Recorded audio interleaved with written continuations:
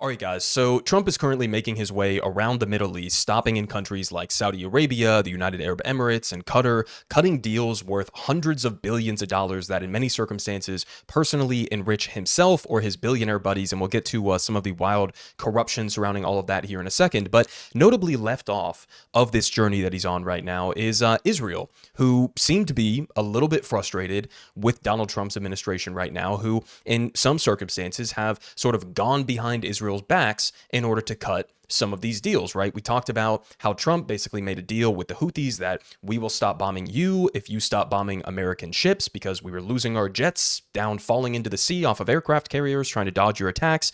And so he cut that deal, a ceasefire with the Houthis, even though the Houthis are still maintaining their blockade of Israel. We also have the Trump administration engaging in direct talks with Iran when Israel wants the U.S. to be bombing Iran. And the most recent iteration of this is that there was recently an IDF soldier / American citizen, Eden Alexander, who the Trump administration negotiated with Hamas for his release, again, without any help from Israel. So we're going to watch this clip here of this Israeli spokesperson, David Mencer, absolutely melting down on Sky News over the notion that there's any sort of rift between Israel and the Trump administration. Let's go ahead and watch a little bit of this.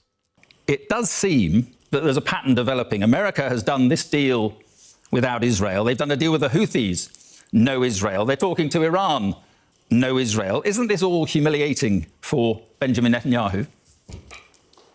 Yeah, that's, again, the story which Hamas wants you to share. But this war will end when the hostages come home and Hamas are gone. Simple as that. I'm merely stating facts and asking you questions. You can't. No, they're not facts. They're opinions. They're opinions. We won't rest until your opinions, Mark. And Mark, you've been wrong about this war in every single moment. And we've had this discussion over the last 19 months. You've been wrong at every single point. You want to capitulate. You want Israel to capitulate to Hamas, and we won't. We won't do it because we're a democracy. I'm happy to be asked questions. I appreciate that. Completely appreciate that. Ask me a decent question. I'll answer it.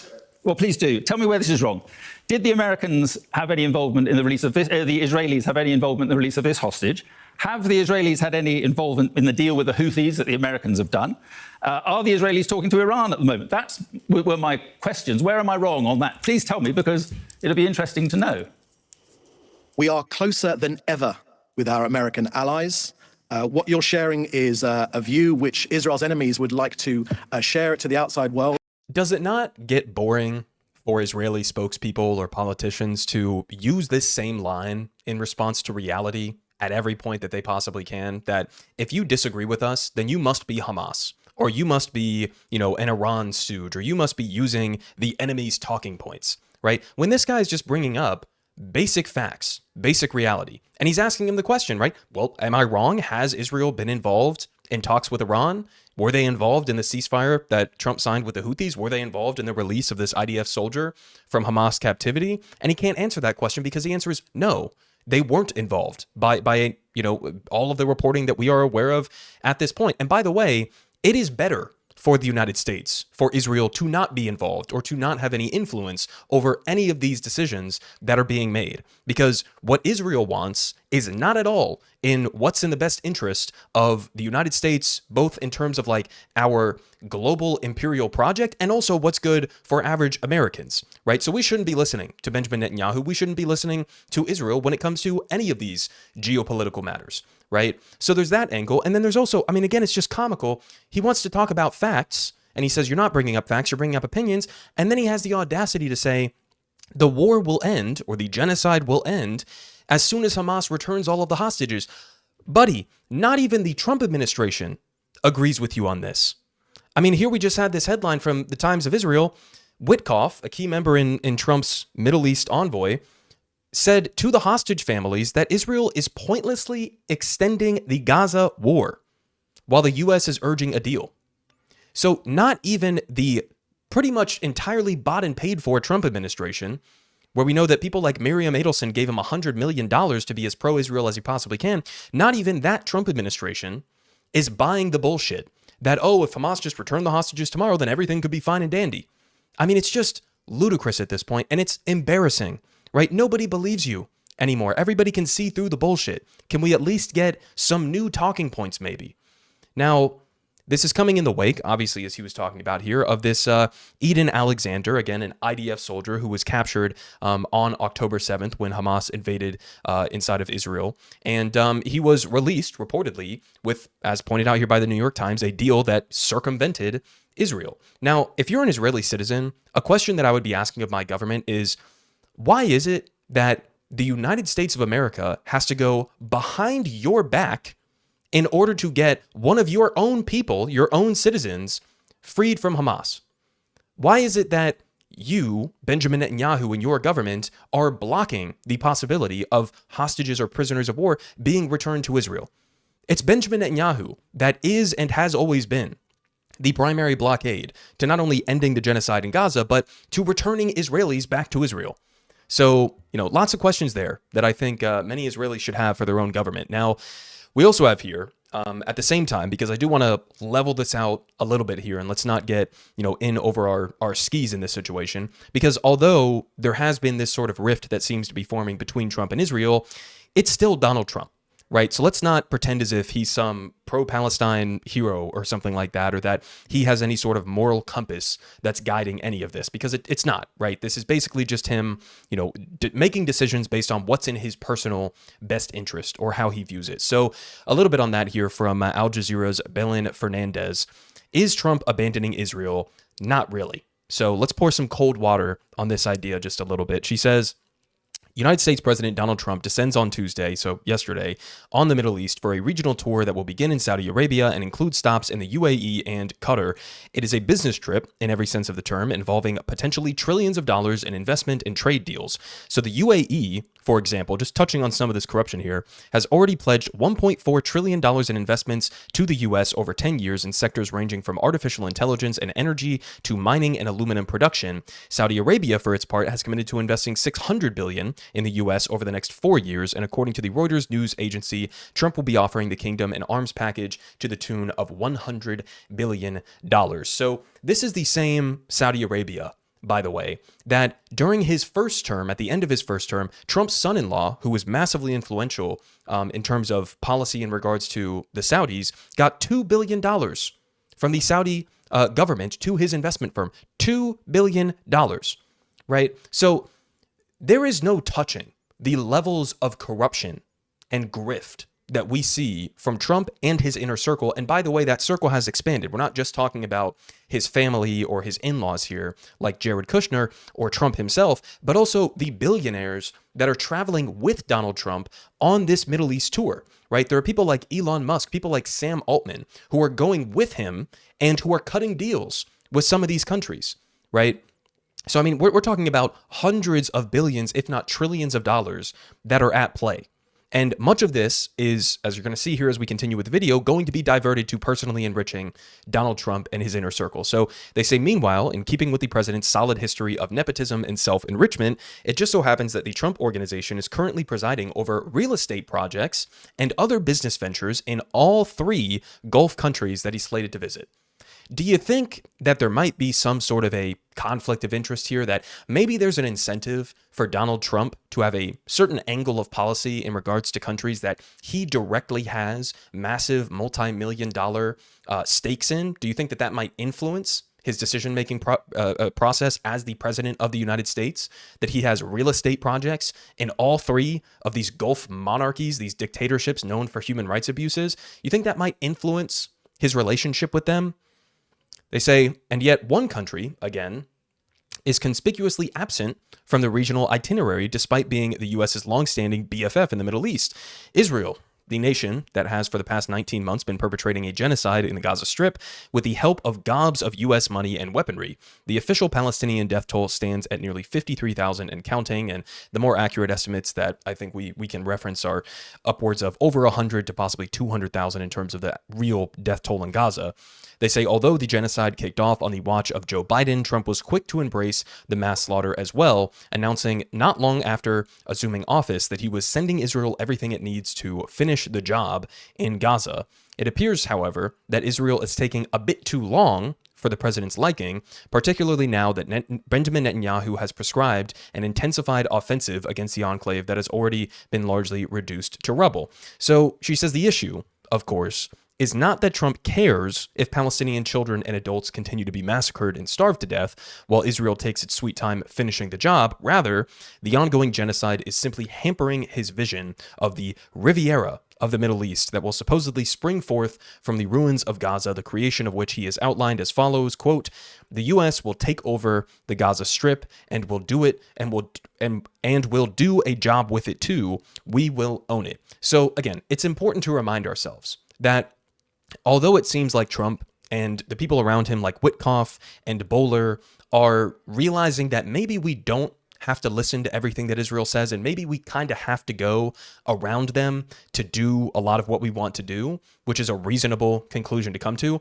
Even at that time, it's not as if there's some massive daylight between the United States and Israel. It's not as if Trump is about to abandon them or he's going to hold Netanyahu accountable for his genocide and his various war crimes that he's responsible for. It's not as if he has any sort of a moral compass or principled stance and he wants the bloodshed to end. No, we know he doesn't, because what's his plan for Gaza? His plan is that either the U.S. or Israel will completely take over the Gaza Strip and the entire Palestinian population will be ethnically cleansed and shoved into surrounding countries. After which, I guess Trump can go build a Trump Tower in Gaza, as well as having these other real estate projects in these Gulf monarchies. So again, important to remind ourselves, while at the same time that Israel is pissed off that the U.S. is breaking from them, even just in the slightest bit, and maybe they feel like they're not getting what they paid for in Donald Trump. At the same time, we're still like this. Like maybe the spread between the U.S. and Israel has gone from this to this, right? That's what we're talking about with this kind of stuff. But again, any decision-making that comes from Donald Trump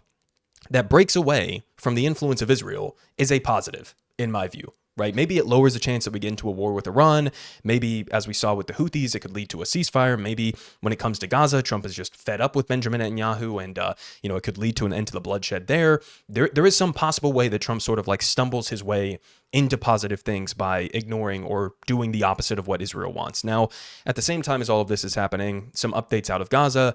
We had a new report from The Economist drawing on the previous study from The Lancet that we covered on this channel at the time, saying that the true death toll in Gaza could be as high as 109,000. So, as we've been saying from the beginning, even though you had, Joe Biden and many others claiming that the Gaza Health Ministry or the Hamas-run Gaza Health Ministry's numbers were an overcount, we've known from the beginning that, if anything, they are an undercount. And we're starting to see some much, much higher estimations that have come out over the last number of months. This one saying as high as 109,000 with a low estimate of 77,000. So think about that. I mean, the low estimate from The Economist is 25,000 higher than the official number that's being reported, right? So we can only imagine how horrific it actually is. Now, we also had this here, Google Earth updating their images of Gaza. Now, I bring this up. I've shown similar images to this before on this channel, but it really just does put it into perspective that this is not a normal war. This is not what war looks like. You can see in that one the farmland as well as the infrastructure being destroyed. This is what a genocide looks like. This is what it looks like when you do a literal scorched earth campaign and you want to remove the possibility of life existing in a given area, right? There's no targeting of Hamas here. This is just, let's go in and level the place. Let's attack every school, every mosque, every church, every refugee camp, every standing building that we possibly can for the sake of destroying them, to make it uninhabitable. We also have Benjamin Netanyahu just yesterday coming out and saying, even after all of that destruction, that the Israeli military is planning on entering Gaza with full force in the coming days to destroy Hamas, and there will be no situation that we stop the war. So the only hope there, I guess, is that Trump ends up putting pressure on them to stop it. Right? Because Israel's plan, we covered it in a recent video on this channel, their plan is to shove the entire population, they're calling up thousands of reservists into the IDF, and their plan is to do a full invasion to conquer the entirety of Gaza, to push the entire population down to the south in Rafah, and basically put them in a giant concentration camp or a death camp, starve them out until they can be pushed in to surrounding countries. So that's the plan. And it looks like if there isn't a deal in the next coming days, that this is what Israel is going to follow through on. Now, again, in terms of the destruction here, we had the prime minister saying to members of the Knesset, just admitting what this is actually about. Israel is destroying homes in Gaza so the Palestinians have nowhere else to go but outside the Strip. So again, it's not as if it's difficult to figure out what their intentions are. They admit it, and they frequently openly talk about it with each other. We also had this report here from the New York Times saying that in private, some Israeli officers are admitting that Gaza is on the brink of starvation.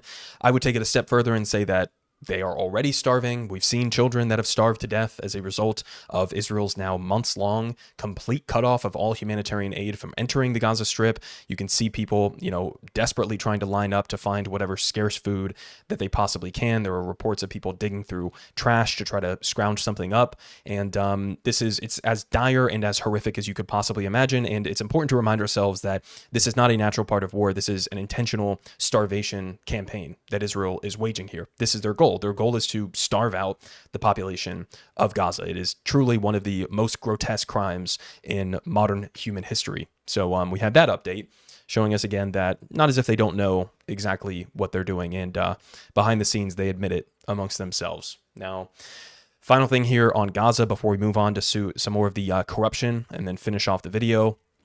We had this here from Dropsite News saying that 82% of those who have been killed in Gaza since March are civilians, according to the Israeli military. So if anything, given that this is an Israeli military number, it's probably much higher than this.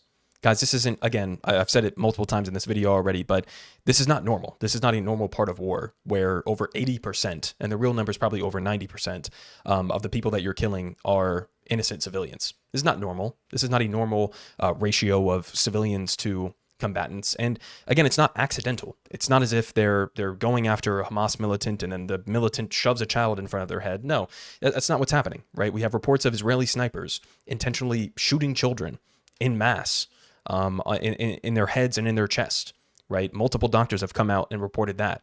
We have countless instances of them targeting aid workers, of them targeting journalists unapologetically. So it's not, none of this is an accident. This is what a genocide looks like when 82% minimum of the people you're killing are innocent civilians. Now, moving on to the rank corruption that's a part of this entire Middle East trip.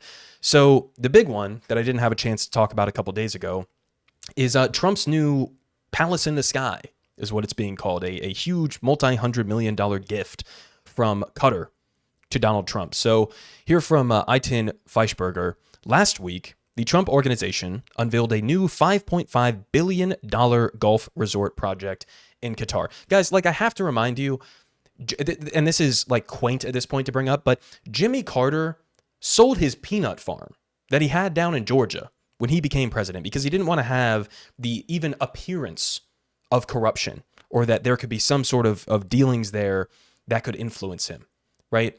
We have the president of the United States actively right now, the sitting president, who is making deals worth $5.5 billion in foreign countries that are then turning around and giving him a $400 million luxury personalized Boeing 747 jet.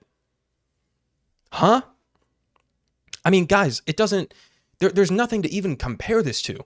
I mean, every U.S. president is massively corrupt. That's kind of like how you become the president, right? You gotta get those corporate donors. You gotta get the billionaires behind you to fund your campaign.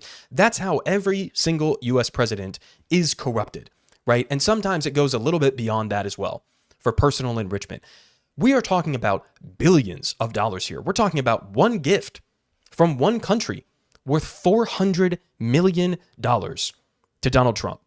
Now, just to remind you guys, this shit is illegal and unconstitutional. Not that any of that fucking matters anymore with Trump. Apparently, nothing applies to him. But here's Article 1, Section 9, Clause 8 of the Foreign Emoluments Clause. No title of nobility shall be granted by the United States, and no person holding any office of profit or trust under them shall, without the consent of Congress, accept any present emolument, office, or title of any kind whatsoever from any king, prince, or foreign state. Pretty simple. Pretty simple. So this is a massive, grotesque violation of the Emoluments Clause. Of course, we had the Trump administration, Pam Bondi, the DOJ head, coming out and defending this. So here's the scheme that they're cooking up here. And by the way, Pam Bondi also has some pretty skeezy connections to the Qataris as well. But here's the justification that they're going with.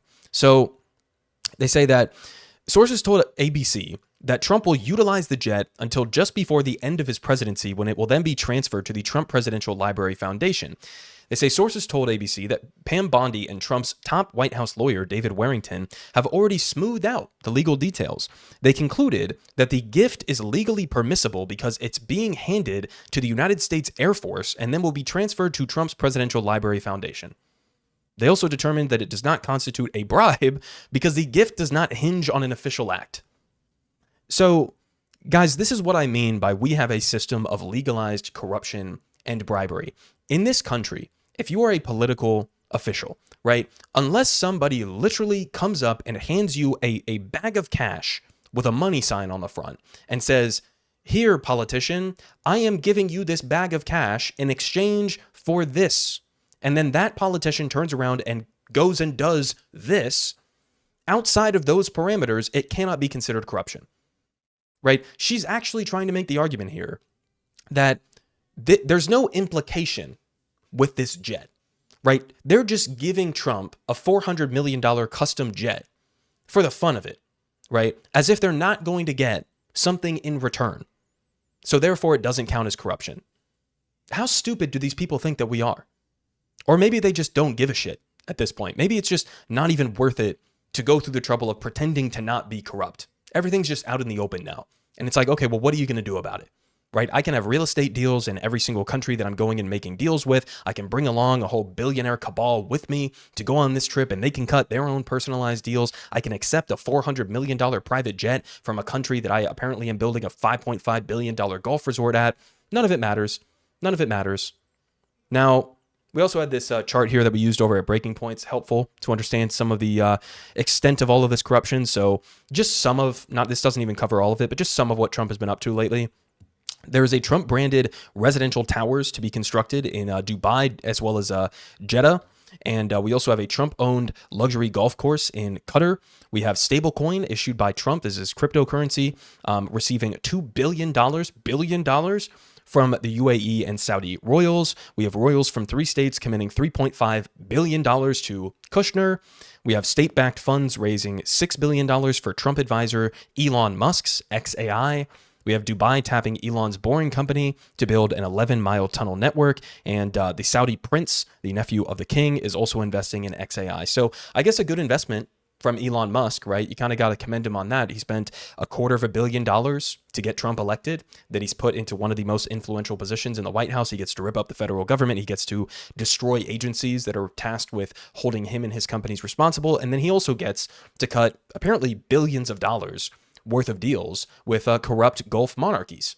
So there you go. Again, this is how our government works. You can be a billionaire, you can buy an election, and then you get to make billions and billions of dollars off of those connections.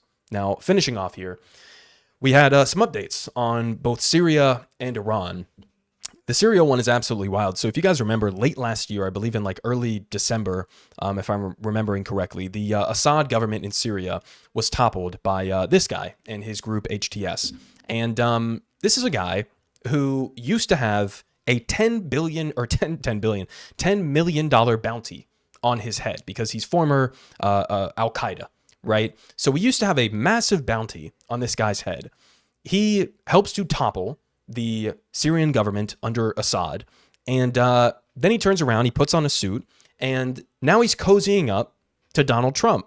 So here are some of the things. I mean, it's this easy, guys, right? You can go from having a $10 million bounty on your head to making some promises, leading a revolt and a revolution and a rebellion. And then you take over the country, you offer Donald Trump this, and that gets you recognition, right? So here's what apparently is being offered in order for Trump to drop the sanctions on Syria, which he just did. So they're offering Trump Tower in Damascus. So Trump just gets to go and build his Trump towers all over the place, apparently. There's going to be a demilitarized zone by the Golan Heights. So apparently this guy is willing to recognize the illegal Israeli occupation of Syrian territory in the Golan Heights as a part of this deal. Also, he's promising to enter the Abraham Accords, and he's offering a minerals and oil and gas deal to the U.S., as well as meeting with Donald Trump. So Again, you go from having a $10 million bounty on your head because you were part of a terrorist organization in Al-Qaeda, and then you offer Trump a Trump Tower in the country that you just took over, and you get sanctions dropped, I guess. This is how it works. Like, if you're any country who's an enemy of the United States, basically all you have to do is call up Trump, give him a little like verbal jerk-off session, praise him for how glorious and amazing he is, offer him some, I don't know, some gold item or some private jet or something to personally enrich him, maybe a golf course that you could build in your country, and or a Trump Tower that you could build, and suddenly he'll be very friendly with you, right? That's literally how U.S. foreign policy works at this point. Now, the difference, I guess, now versus before is it used to be it's like whoever's friendly with whatever's in the best interest of U.S. corporations, right? That's usually how the U.S. determines our foreign policy. It has nothing to do with morals or principles or human rights or international law. None of that actually matters when it comes to U.S. foreign policy. It used to be it's just like what's in the best interest of the billionaire class, what's in the best interest of large corporations in the U.S. If you're friendly to us, then we'll be friendly to you. Now it's becoming much more centered around just this one guy, Donald Trump. Like, if you're friendly to him, then he'll be friendly to you, right? If you give him gifts, then he'll be friendly to you, right? Nothing else seems to matter at this point. I mean, it's just that easy. Now, I mean, this was amazing. Here's Trump talking about the Syrian president, Ahmed al-Sharaa. So let's just go ahead and play this clip here. This is, Jesus Christ, peak Trump here. How did you find the Syrian president? Great. I think very good. Young, attractive guy, tough guy. Strong pass. Very strong pass fighter. Does that worry? Okay. If you couldn't hear, because it was a little bit difficult there, he said here, so the question was, what did you think about meeting with the Syrian president? He said, great, very good, a young, attractive guy, tough guy, strong past, he's a fighter, he's got a real shot at pulling it together. Guys, he said strong past. He's talking about a dude that was in Al-Qaeda. That's the past. What are we doing? What are we talking about here? I mean, it's unreal, guys. A strong past. Can you imagine ever thinking that we would have a U.S. president saying that a guy who was in Al-Qaeda had a strong past as a fighter? And then that in like a positive light.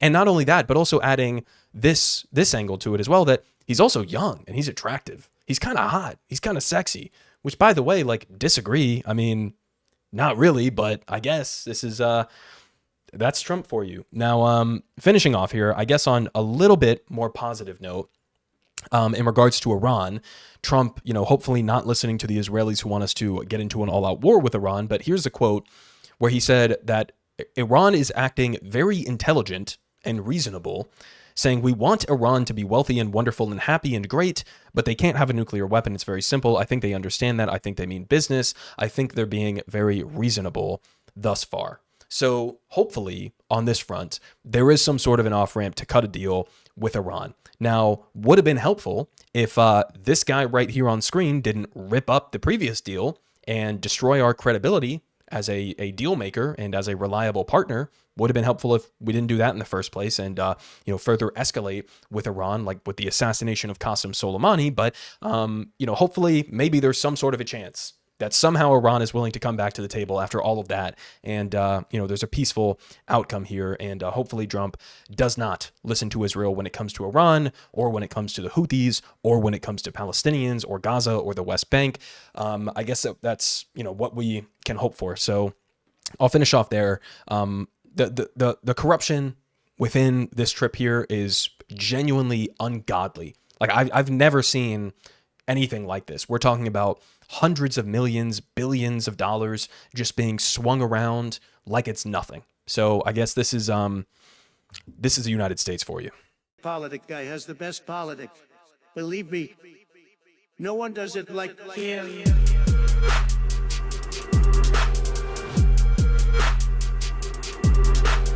Believe me,